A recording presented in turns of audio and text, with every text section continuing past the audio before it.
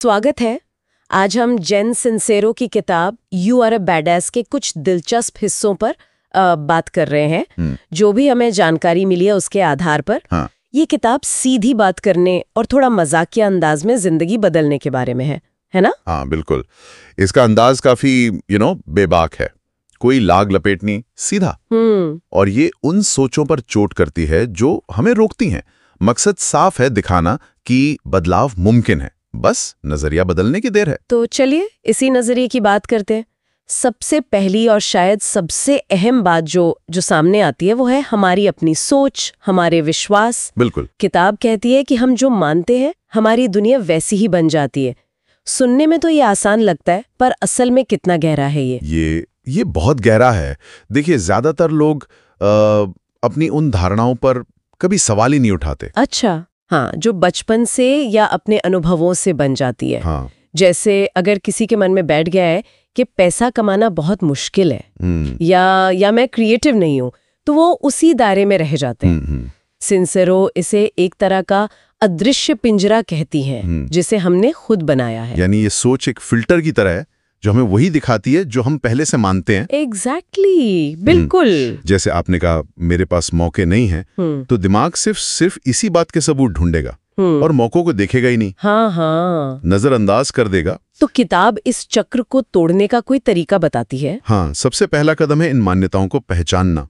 खुद से पूछना, क्या ये वाकई सच है या मैंने इसे सच मान लिया है। किताब जोर देती है कि सिर्फ इस जागरूकता से बदलाव की शुरुआत होती है।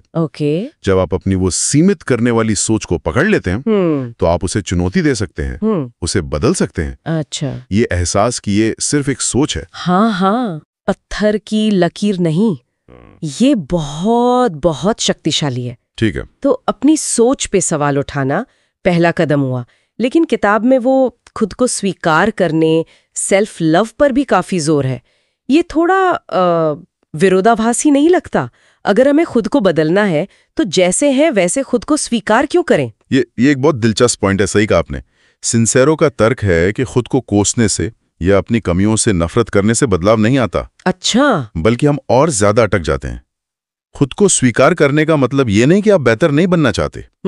इसका मतलब है कि आप अपनी मौजूदा हकीकत को, अपनी खामियों को बिना किसी शर्म या ग्लानि के स्वीकार करते हैं। ओके। जैसे, हाँ, मुझसे गलतियां हुई हैं पर मैं उनसे सीख रहा हूं। अच्छा, तो ये खुद को माफ करने जैसा है और आगे बढ़ने की इजाजत देना। हाँ बिल्कुल। जैसे वो एक उदाहरण था शायद किसी उद्यमी का जिसने अपनी पिछली नाकामियों को स्वीकार किया, उनसे सीखा और फिर नई शुरुआत की। बिल्कुल वही, खुद को लगातार दोषी ठहराने के बजाय अपनी पूरी कहानी को अपनाना, कमजोरियों और ताकतों सबके साथ।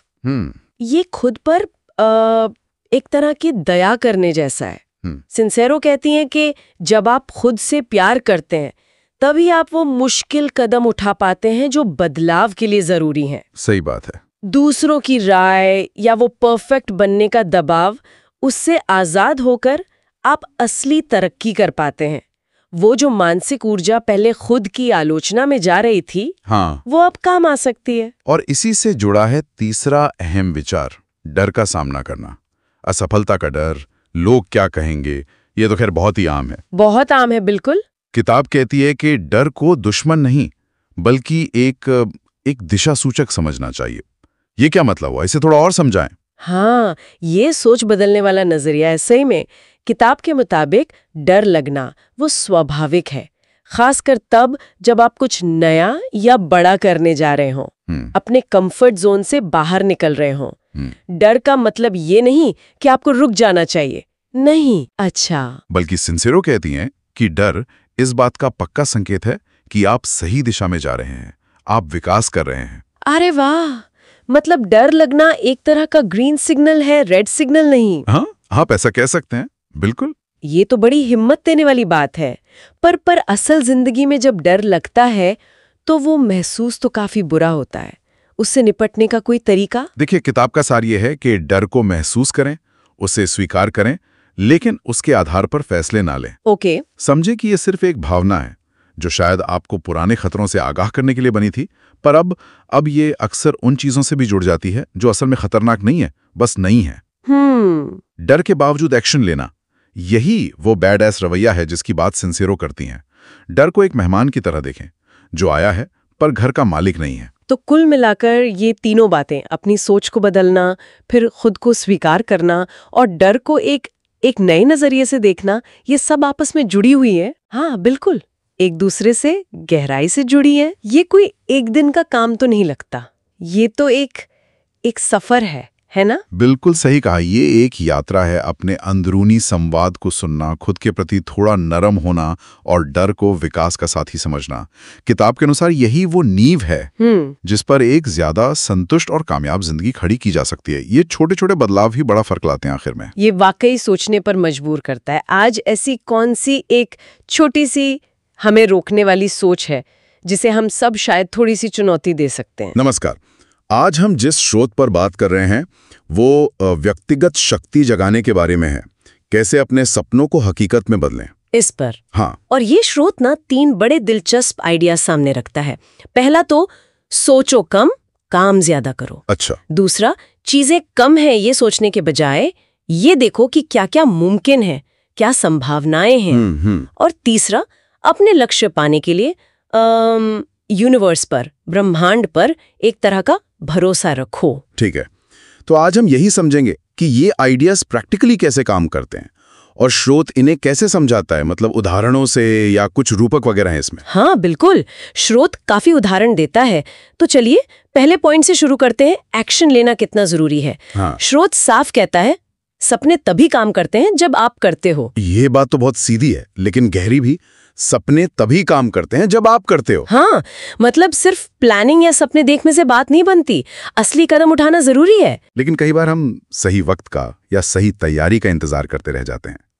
स्रोत इस बारे में क्या कहता है? वो शुरुआत वाली हिचक कैसे तोड़े? यहीं पर वो बदमाश ऊर्जा वाली बात आती है क्या? बिल्कुल, स्रोत इसी को बदमाश ऊर्जा कहता है।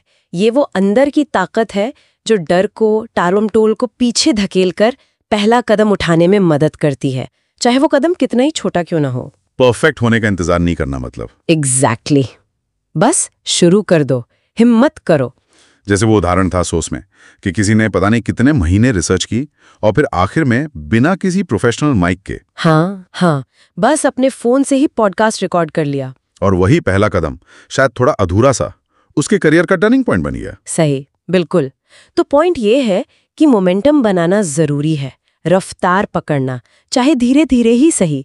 ये सिर्फ प्लान बनाते रहने से कहीं ज्यादा पावरफुल है। और इसी सोच से दूसरा पॉइंट जुड़ता है, जो है प्रचुरता की मानसिकता, अबंडेंस माइंडसेट।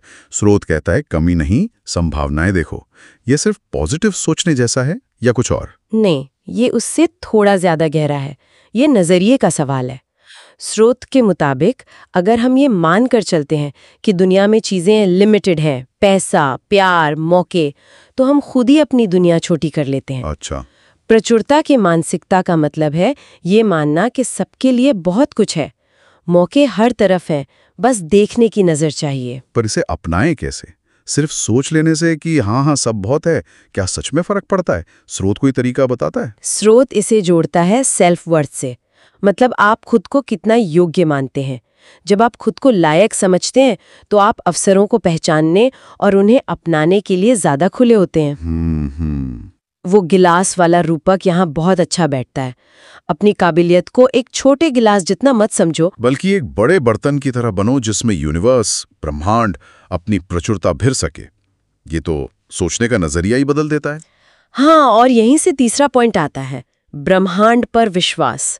स्रोत कहता है अपने सपने जोर से बोलो। ओके, इसे थोड़ा और खोलते हैं। ये ब्रह्मांड पर विश्वास, क्या ये सिर्फ विशफुल थिंकिंग है या जो आजकल मैनिफेस्टेशन की बातें होती हैं वैसा कुछ, या फिर कर्म के सिद्धांत से जुड़ा है? स्रोत इसे कर्म और ऊर्जा का मिला जुला रूप मानता है। सिर्फ इच्छा करना वो काफी नहीं है। अच्छा। जब आप अपना इरादा साफ रखते हैं, यानी अपने सपने जोर से बोलते हैं और साथ में लगातार कोशिश करते हैं, एक्शन लेते हैं, तो एक तरह की एनर्जी पैदा होती है। हाँ बिल्कुल, एक तरह की ऊर्जा जो अवसरों को आपकी तरफ खींचती है। ये कोई जादू टोना नहीं है, बल्कि आपके फोकस और आपके एक्शन का मिला जुला नतीजा है। जैसे वो आर्टिस्ट वाला उदाहरण दिया है जो हर दिन लिखता था कि मैं बेस्ट सेलिंग लेखक बनूंगा। सही, पर वो सिर्फ लिखता नहीं था। हाँ, वो उस दिशा में काम भी करता था, लिखना शायद इरादे को पक्का करता था और रोज का काम उसे हकीकत बनाता था। बिल्कुल।